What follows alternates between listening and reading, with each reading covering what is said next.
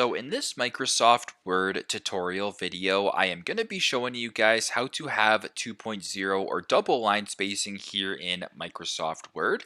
So the first thing you have to do is open up Microsoft Word. Once that is done, I'm just going to go ahead and type in here double 2.0 spacing. I'm just going to copy and paste this a couple times here just so you see what I mean by the spacing. So what this basically means is the amount of space in between words right here. So pretty straightforward, pretty simple. Now, this is basically, this little space right here in between the top line and the line below it, et cetera, et cetera. So if you want to change it to double spacing or 2.0 spacing, highlight the text right here that you're looking to space, go to this option right here on the Home tab, this option right here to where it says line and paragraph spacing. Press on this to get a drop down.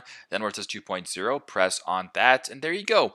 Now the lines here are double spaced or 2.0 spaced here in Microsoft Word in your document. So pretty straightforward, pretty simple. This is how to have 2.0 or double line spacing here in Microsoft Word.